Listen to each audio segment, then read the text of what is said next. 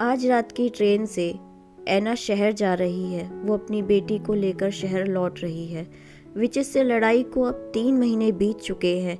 ऐना पूरी तरह रिकवर हो चुकी है। उसके घाव भर चुके हैं। वो अपने हस्बैंड को बताती है कि वो आज रात की ट्रेन से शहर वापस लौट रही है। ये सुनकर ऐना का हस्बैंड बहुत खुश होता है क्योंकि उसने अपनी बीवी और अपनी बेटी को 3 महीने से नहीं देखा होता है। 3 महीने से वो ऑफिस के काम में फंसे होने की वजह से अपनी बेटी और बीवी को मिलने के लिए गांव नहीं जा सका। इधर ऐना भी अपने हस्बैंड को बहुत मिस कर रही होती है। गांव की एक महिला ऐना को मिलने आती है। ऐना, अगर तुम चली जाओगी तो हमारा क्या होगा? हम उन विचेस का मुकाबला कैसे करेंगे? वो हमें मार देंगी। मैं अपनी बेटी को अपने हस्बैंड के पास छोड़कर जल्दी ही वापस आऊंगी। तब तक तुम लोग हिम्मत रखना, डरना मत। गांव वाले ऐना को वापस जाता देख हताश और निराश होते हैं। ऐना उन्हें समझाती है कि मैं जल्दी ही वापस आऊंगी, तुम लोग घबराओ मत। मैं इस मुसीबत के समय में तुम्हें अकेला नहीं छोड़ूंगी। फिर ऐना टैक्सी में बैठकर रेलवे स्टेशन की तरफ चली जाती है और वो रास्ता जंगल से होकर निकलता है। जंगल के रास्ते से जाते हुए ऐना को विचिस का डर होता है। वो विचिस के बारे में सोच रही होती है क्योंकि उसके साथ उसकी बेटी होती है। फिर आगे चल के रास्ते में उसे पेड़ गिरा हुआ मिलता है। मैम, एक पेड़ रास्ते के बीच में पड़ा हुआ है। हम इस रोड से नहीं जा सकते। आप बताइए क्या करना है? रास्ता आगे बंद है। तुम गाड़ी में ही रुको, मैं आगे जाकर देखती हूँ रास्ता।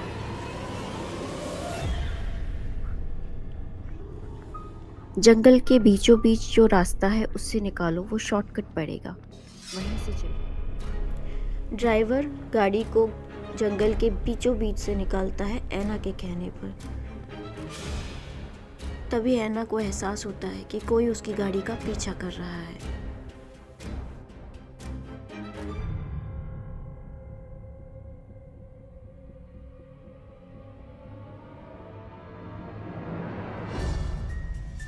आगे जाकर उनकी गाड़ी का बैलेंस बिगड़ता है और गाड़ी एक पेड़ से टकरा जाती है। ऐना अपनी बेटी को लेकर घने जंगल के बीच के रास्ते से जाने लगती है। तभी ऐना को एहसास होता है कि विचेस उसका पीछा कर रही हैं और वो उदास हो जाती है और फिर आगे जाकर विचेस उसे घेर लेती हैं।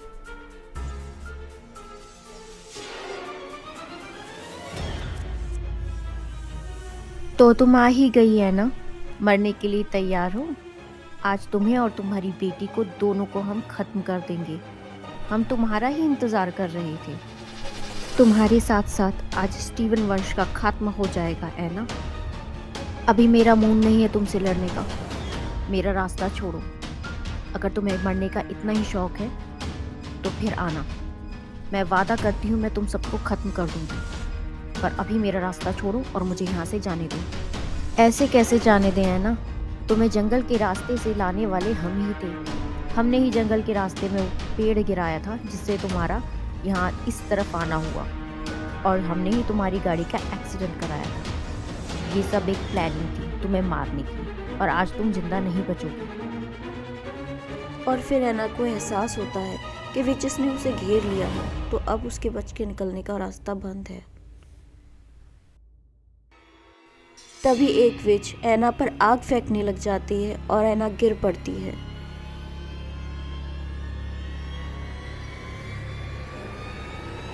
तुम्हें इसकी भारी कीमत चुकानी पड़ेगी। तुम पछताओगी। मैं तुम्हें सबको खत्म कर दूंगी चुड़ैलो। भागो बेटी नैना, जल्दी भागो, पीछे मुड़कर मत देखना। ऐना अपनी बेटी को लेकर तेजी से भागने लगती है और विचेस भी तेजी से ऐना का पीछा करने लगती हैं।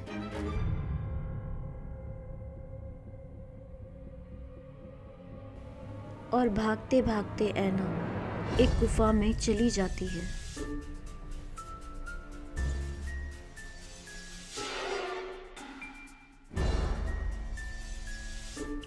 और गुफा का रास्ता आगे से बंद होता है और तभी पीछे पीछे विचेस भी वहाँ आ जाती हैं।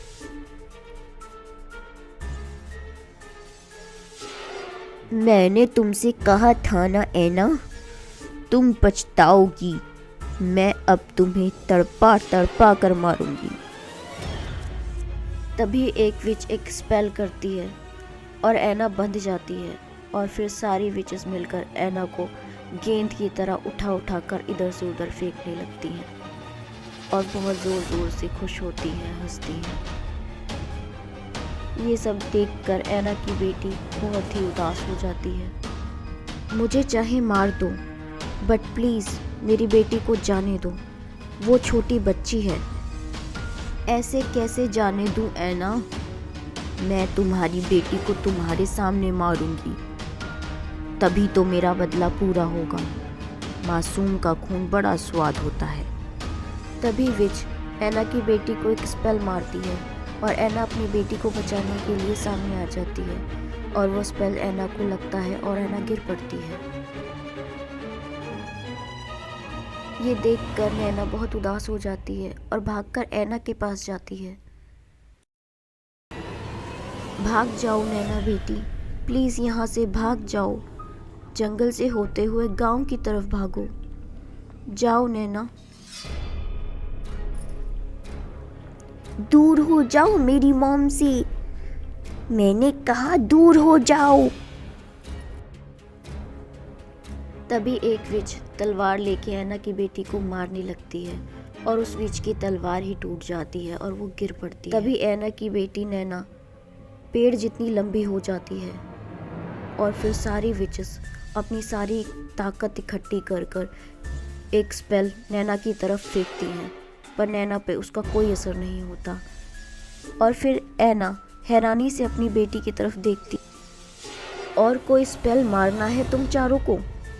अगर जिंदा रहना चाहती हो तो यहाँ से भाग जाओ, वरना मरने के लिए तैयार हो जाओ। और फिर विचेस वहाँ से भाग जाती हैं।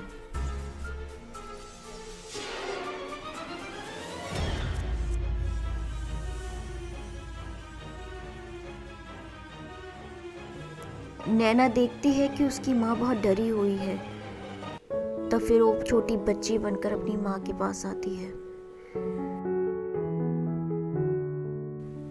मॉम आप ठीक तो हो? मॉम कुछ बोलो ना। और फिर नैना अपनी माँ को प्यार से सहलाती है और फिर एना के सारे जख्म ठीक हो जाते हैं और फिर अपनी माँ के साथ वहाँ से लौट जाती है। हाय, मैं हूँ आपकी एना।